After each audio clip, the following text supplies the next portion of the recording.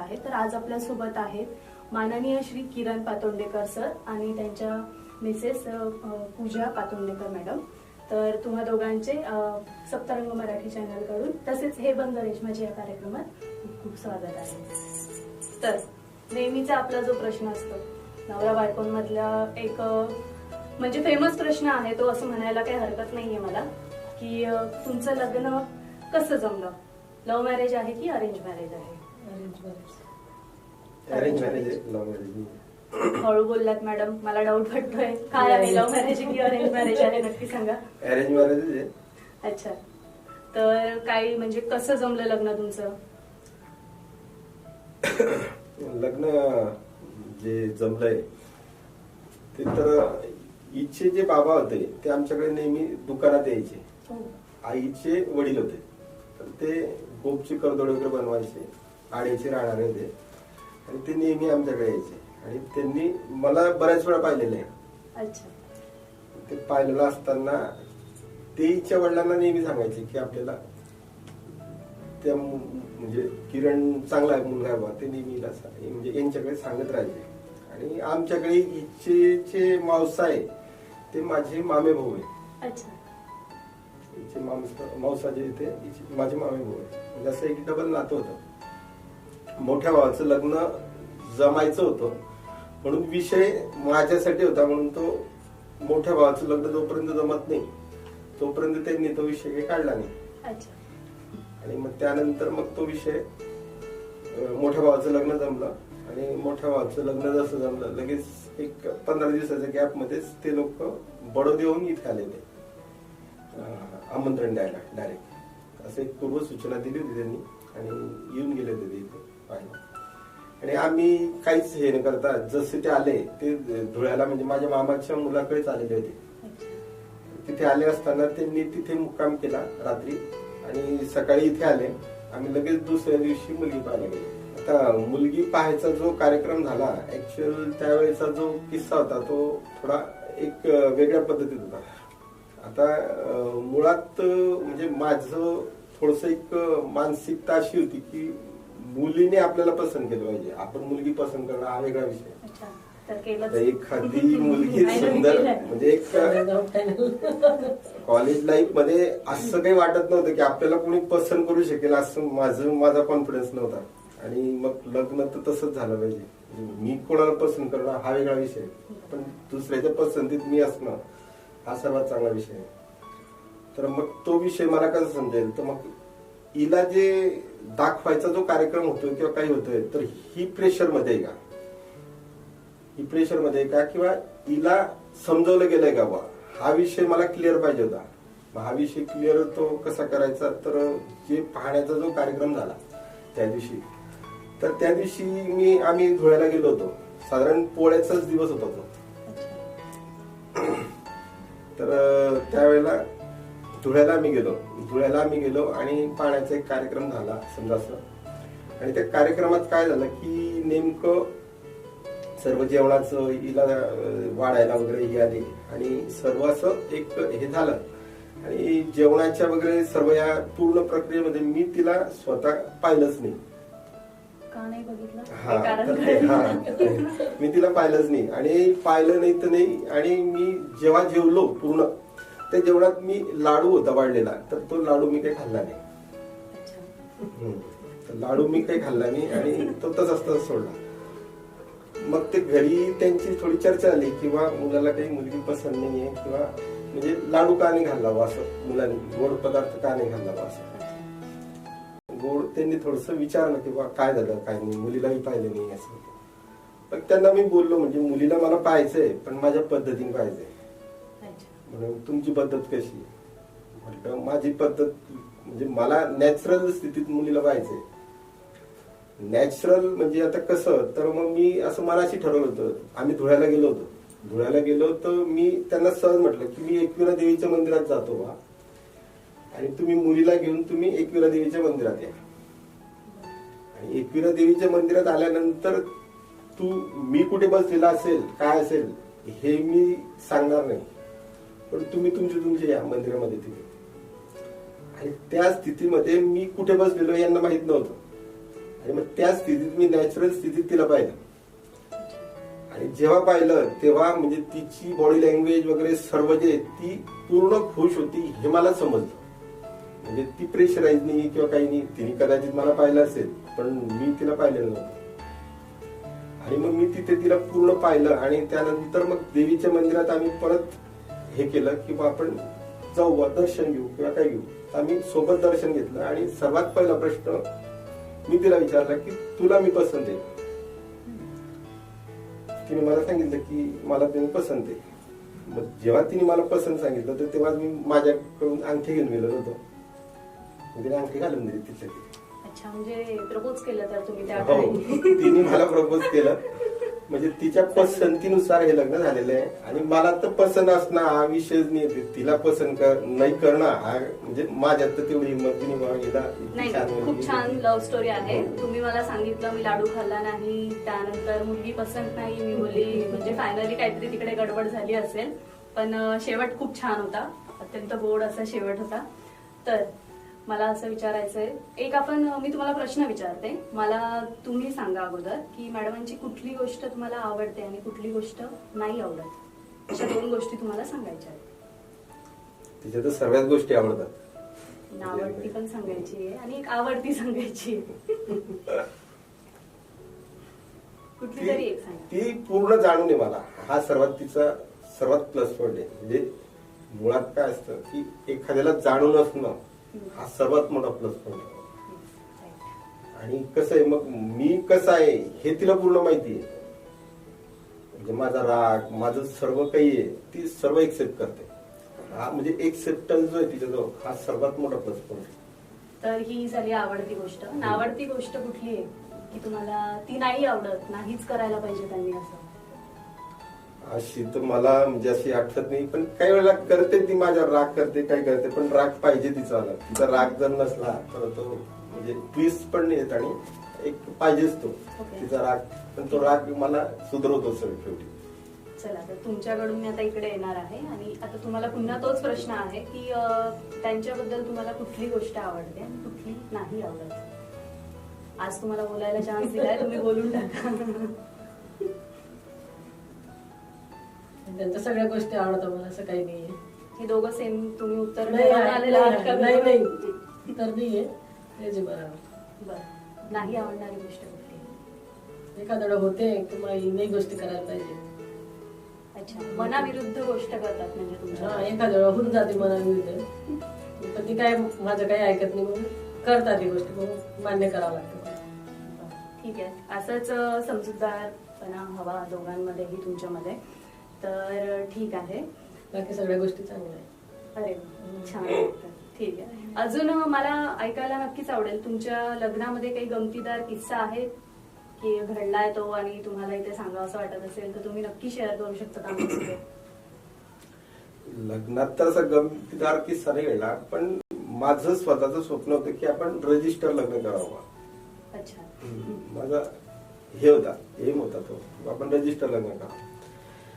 आणि आमचं सर्व प्रोसेस जी ती रजिस्टर लग्नाच्या पद्धतीची सर्व पूर्ण तयारी झाली आणि सर्व असं व्यवस्थित ठरलं. आमच्या घरातल्या सर्वांनी आम्हाला एक्सेप्टन्स दिला, यांच्याकडच्यांनी दिला. पण एक थोडीशी हे आली रूम किंवा रूमर असं, हिची आजी होती, त्या आजीनी सांगितलं की तुम्ही कसंही लग्न करा पण थोडीशी करंगळी का ना, थोडीशी हळद लावा. करंगळीला हळद लावा, मग थोडस असं करा, थोडं तसं करा. म्हणजे एक पद्धती, मग रीतिरिवाजाने मग थोडस आपलं वैदिक पद्धतीने करून टाका लग्न. हे सर्व जेव्हा मोठ्या लोकांचं जेव्हा बोलणं ऐकलं किंवा काही केलं तर मग मला कळलं की आपण काय करतोय हट्ट. म्हणजे आपण रजिस्टर लग्न करायचं आणि सर्वांना दुखी करायचं, याच्यात काही अर्थ पण नाही, एम पण नाही. मग त्यापेक्षा रजिस्टर लग्न हा विषय जो आहे तो मी मनातून काढला आणि म्हटलं आपण लग्न जे ते लग्नाच्याच पद्धतीने करू. तर मग ते लग्नाच्याच पद्धतीने झालं. फक्त लग्न जे झालं ते 1 डे मॅच झाली, म्हणजे 2020. एकाच दिवसात सर्व कार्य, एका दिवसात. म्हणजे माझा साखरपुडा पण त्याच दिवशी झाला. साखरपुडा दुपारी 12 वाजता झाला आणि त्यानंतर दुपारी हळद लागली आणि संध्याकाळी लग्न झालं आणि त्याच रात्री रिसेप्शन पण झालं. फक्त मी त्या लग्नामध्ये मी स्वतः घोड्यावर नसतो, म्हणजे घोड्यावर बसलो नाही. का? आता कसं होतं, ते लग्न जळगावातच झालं होतं. अच्छा. अनुरोध भवन म्हणून आहे मंगल कार्यालय, तिथे झालं होतं. आणि सर्व मित्रांनी, परिवारांनी, सर्वांनी एकदम लग्नाचं एकदम एक शाही लग्न केलं ते. पण ते एकाच दिवसात झालं ते. आणि मला वाटायचं की बा घोड्यावर बसायचं नाही, म्हणजे असं आपल्याच गावात आपण घोड्यावर काय बसायचं असं आहे ते होतं. म्हणजे मुलीच्या गावाला जाऊन घोड्यावर बसणं काहीतरी हे, आपल्याच गावात आपण काय शान दाखवायचं असं, बाकी काही. तर मला एक असाच एक मजेदार किस्सा मला तुम्हाला सांगावासा वाटेल की म्हणजे नवरा बायको हे किती, म्हणजे बायका ह्या किती उपाधीखोर असतात याबद्दलचं एक उत्तम उदाहरण आहे. एक नवरा बायको पार्टीमध्ये गेलेले असतात आणि पार्टीमध्ये गेलेले असण्यापासूनचे ते म्हणजे जो नवरा असतो तो कंटिन्यू पार्टीमध्ये खिशात हात टाकून फिरत असतो. ज्या बायकोच्या मैत्रिणी असतात त्या कधीपासून ऑब्झर्व करत असतात की हा इथे आल्यापासून म्हणजे खिशात हात टाकून का फिरतोय. तर त्या सहज विचारतात मैत्रिणीला की तुझा नवरा आल्यापासून खिशातच हात टाकून फिरतोय असं का. तर बायको एक म्हणजे खूप छान अशी गोष्ट सांगते की म्हणे माझा नवरा कम्प्युटर इंजिनियर आहे, तर त्याचे कंटिन्यू कम्प्युटरवर कामं चालूच असतात, तर त्याचे बोटं काही थांबत नाही म्हणे. तर पार्टीत आल्यावर सुद्धा तो लॅपटॉप घेऊन आला असता आणि इथे काम करत बसलाच असता. तर त्यासाठी मी काल रात्री त्याच्या हातावर मेहंदी काढली आहे, म्हणून ते कंटिन्यू हात खिशातच आहेत. तर असं ते कारण सांगितलं. म्हणजे यावरून कळतंय की बायका किती उपाधीखोर असतात. तर असा काही किस्सा आहे का तुमचा की तुमच्यासोबत असं मॅडमांनी काही केलेलं आहे? ती म्हणजे कसं आहे, ती म्हणजे ग्रेटच आहे ती, असं काही करणार नाही. बर, तर मला सांगा तुमचं शिक्षण काय झालेलं आहे? माझं 9वी झालंय. अच्छा. तर सरांनी तुम्हाला सपोर्ट केलाच असेल बाकी पुढे तुम्हाला काय करायचंय काय नाही. तुमचं काही इच्छा होती की मॅडमांनी पुढे काय करावं काय नाही ते? नाही तसं काही नव्हतं. आमचं एक बिझनेसमॅन फॅमिली आमची. आणि कसं आहे, मुळात मी पण 12वी शिकलेलो आहे. अच्छा. तर त्यांनी तुम्हाला बिझनेस मध्ये तेवढीच मदत केली असेल? हो, बिझनेस मध्ये म्हणजे सर्वात मोठी मदत तिने समजून घेणं. म्हणजे कसं आहे, आम्ही एक अशी स्टेज होती की आम्ही रात्री 12 वाजता सुद्धा घरी जायचो. म्हणजे रात्री 12 वाजता पण घरी गेल्यावर एक्सेप्ट केलेलं आहे. सकाळचं जेवण, नाश्ता स्किट झाला, काही झाला, म्हणजे सर्व गोष्टी एक्सेप्ट करत गेलेल्या आहे. म्हणजे किंवा की आज नाही आले जेवायला, दुपारचं जेवण कॅन्सल झालं, जेवण उरलेलं राहिलं, केला संताप, पण मग शेवटी इलाज नव्हता. कारण की हा जो बिझनेस होता आमचा तो ऍडजस्टमेंट शिवाय ऍडजस्टमेंट करावीच लागत होती. बरं, भांडण जास्त होतात तुमच्या की नाही होत? म्हणजे तुमच्याकडे बघून तर मला वाटतंय की नाही होत असणार, पण तरी किती वेळेस भांडण कधी झाले? भांडण होतात, तसं काही नाही, भांडण होतात. पण कसं होतं की तो किती केलं तर तिला एक माहिती की आपण किती भांडलं हे काही ऐकत नाही आणि शेवटी तिला मानावंच लागतं. मग आता शेवटी मानायचं काय आणि पहिले मानायचं काय, तर त्याच्यापेक्षा मानलेलं बरं, करतात सोडून द्या. पण तिचा कुठलाही हट्ट असला काही असला तर तो मी पूर्ण करून देतो, असं काही नाही. किंवा त्याच्या अगेन्स्ट तिला जर काही असेल हट्ट तिचा आला तर तो मी पूर्ण करतो. खूप छान गोष्ट आहे ही. तर आता आपण एक छोटीशी ऍक्टिव्हिटी घेणार आहोत ज्याचं नाव आहे रॅपिड फायर गेम. मी तुमच्यासोबत घेणार आहे. मी तुम्हाला प्रश्न विचारेन, तुम्हाला फक्त त्यापैकी कोण आहे हे तुम्हाला फक्त एकमेकांकडे इशारा करून सांगायचं आहे आणि जेन्युइन आन्सर द्यायचं आहे. जर तुम्ही स्वतः असाल तर हात वर करायचा आहे. ठीक आहे? तर पहिला प्रश्न आहे, सर्वात जास्त रागीट कोण आहे तुमच्या दोघांमध्ये? तुम्ही पण सांगायचंय कोण आहे? मी पण आहे. अच्छा, दोघं जण हात वर करू शकतात ना तुम्ही दोघं रागीट आहात तर? रागीट. बर, दुसरा प्रश्न, सर्वात जास्त शॉपिंग कोण करतं?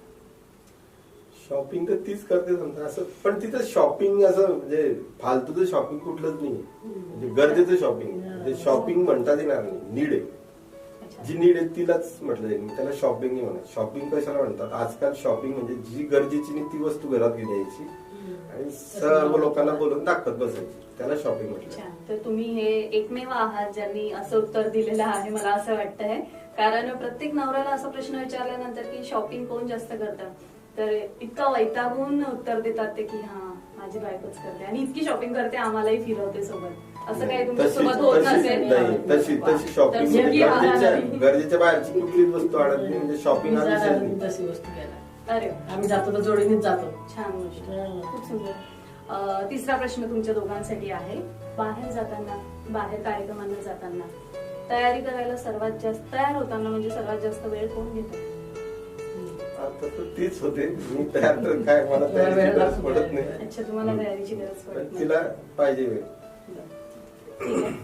त्यानंतर एक शेवटचा प्रश्न, खूप सुंदर प्रश्न आहे. सर्वात जास्त रोमॅन्टिक कोण आहे तुमच्या दोघांमध्ये? रोमॅन्टिक ती पण आहे, मी पण आहे, असं काही नाही नाही नाही, romantic. असं नको मला उत्तर. मला एकच उत्तर हवंय, कोण आहे? मी तर आहे रोमॅन्टिक, असं काही. असं स्वतःहून नाही म्हणून घ्यायचं त्यांनी. त्याही सहमत पाहिजे ना तुमच्यासोबत. ते आहे ना romantic. अच्छा, ओके. तर मला असंच यावरून आठवतंय, एखादा रोमॅन्टिक किस्सा तुम्ही सांगू शकतात की सरांनी केलंय आणि तुम्हाला म्हणजे खूप सरप्राईज होतं, ते खूप मोठं सरप्राईज होतं, असं काही केलंय तुमच्या बर्थडेला किंवा काही स्पेशल डेजला? मला कसं आहे, बर्थडे वगैरे हे जे म्हणजे स्वतःहून स्वतःला सेलिब्रेट करणं हे काही आवडत नव्हतं एवढं. पण आता एक नाशिकला सुवर्णमध्ये झाला होता, आणि नाशिकला सुवर्णमध्ये झाला होता तर आमचा दोघांचा लग्नाचा वाढदिवस होता. आणि दोघांचा लग्नाचा वाढदिवस होता तर आम्ही आर्यन पार्क मध्ये गेलो होतो दोघी. आर्यन पार्कला फिरायला? हा, आर्यन पार्कला. हे माहिती होतं तुम्हाला? हो, की सांगूनच surprise गेलो होतं? होतं. सरप्राईज सारखंच होतं जवळजवळ. आणि surprise होतं. हा, आणि आर्यन पार्कला मी म्हणजे नाईट हॉल्ट पण तिथेच केला आम्ही. अच्छा. आणि काय झालं, त्या आर्यन पार्कला जेव्हा गेलो आम्ही तर फक्त आम्ही वन मॅन पूर्ण पार्क मध्ये, एकच कपल. तिथे जो मॅनेजर भेटला तो माझा मित्रच होता. माझा मित्र होता तर तो, अरे म्हणे तू कसं काय, म्हटलं काय निवास आले लग्नाचा वाढदिवस. तर मग त्यांनी इतका मनापासून तो आमचा वाढदिवस सेलिब्रेट केला. आणि आम्ही तिथे रेन डान्स होता. आमच्या आयुष्यात आम्ही असं नाचलो नाही एवढं. आम्ही जवळजवळ त्या रेन डान्स मध्ये 1.5 ते 2 तास मनसोक्त नाचलो. अरे, प्रत्येक गाड्यावर, सर्व गाड्यांवरती डान्स केला थकेपर्यंत. त्यांनी पण म्हटलं की नाचा, तुम्हाला किती नाचायचं. 1.5च्या जवळपास 1-1.5 तास नाचलो. आणि मेन उन्हाळ्याचा पिरियड होता साधारण थोडा तो. आणि पावसात काय व्हायचं की तो भिजूला जायचो ना तर घाम वगैरे येत नव्हता. आणि एनर्जी अशी होती की नेमका नाशिकचं सुवर्णमध्यचं सक्सेस जे होतं ते माझ्या डोक्यात होतं. अच्छा. आणि त्या सक्सेसचा जो आनंद आहे तो मी तिथे जाऊन व्यक्त केला. आणि हा माझ्या जीवनातला एक चांगला प्रसंग होता. तिच्यासाठी मी तो पूर्ण दिवस तिला दिला. आणि आम्ही कुठलाच फोन हे ते काहीच घेतलं नाही. आणि कोणाला सांगितलं सुद्धा नाही आम्ही कुठे गेलो, काय गेलो. दुसऱ्या दिवशी मग ते माहिती पडलं की इथे गेलो. बरं, एक तुम्ही गाणं त्यांना डेडिकेट करायचंय, रोमॅन्टिक एक सॉन्ग, आणि तुम्ही एक रोमॅन्टिक सॉन्ग डेडिकेट करायचंय. कुठलंही तुमची एक लाईन जरी म्हणून दाखवली तरी चालणार आहे. चिच्चोर मधली एक लाईन आहे, आज से पहले आज से ज्यादा खुशी आज तक नहीं मिली, इतनी सुहानी मॅडमांकडे म्हणून म्हणायचंय तुम्हाला. ती म्हणजे हे तिला डेलिकेट आहे, पण ती खुशी जी आज तुम्ही जो कार्यक्रम घेता, काय घेताय, त्यामुळे ती खुशी होते आम्हाला. म्हणजे तिला तर आहेच, पण ह्या पूर्ण आयोजनाला आपण तो डेलिकेट करतोय तो गाणं. Thank you so much. तुम्ही त्यांच्यासाठी एक गाणं डेडिकेट करू शकता? तुमचं आवडतं कुठलंही चालेल.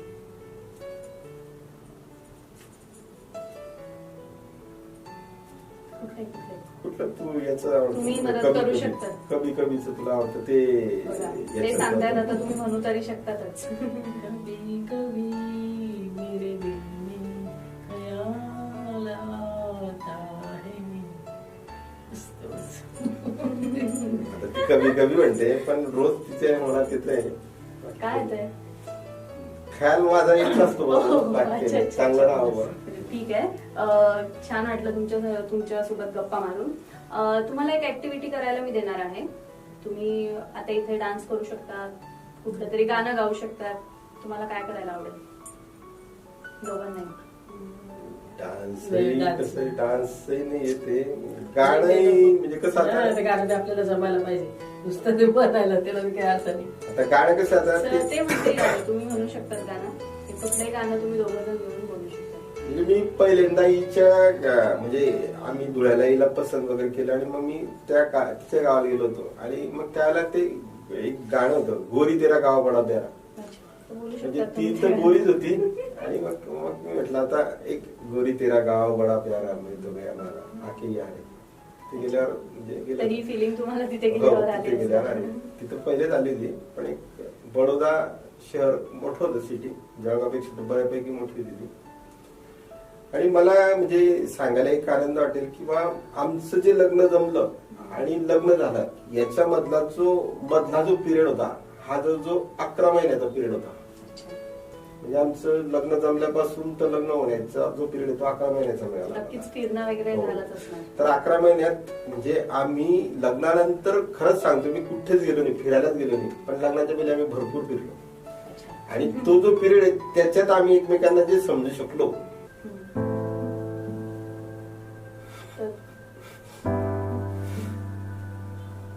काय झालं, तुम्ही थोडे भाऊक झालेले वाटतात मला. काही किस्सा असेल तर तुम्ही तो शेअर करू शकता आमच्यासोबत. म्हणजे तोच पिरियड छान आहे. अच्छा, ठीक आहे. तुमच्या म्हणजे जे अनुभव तुम्ही शेअर केले त्यावरून मी समजू शकते.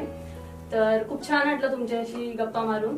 आणि तुम्हाला एक गाणं म्हणायचं आहे शेवटचं, ते गाणं तुम्ही आज म्हणणार आहात. आणि नक्कीच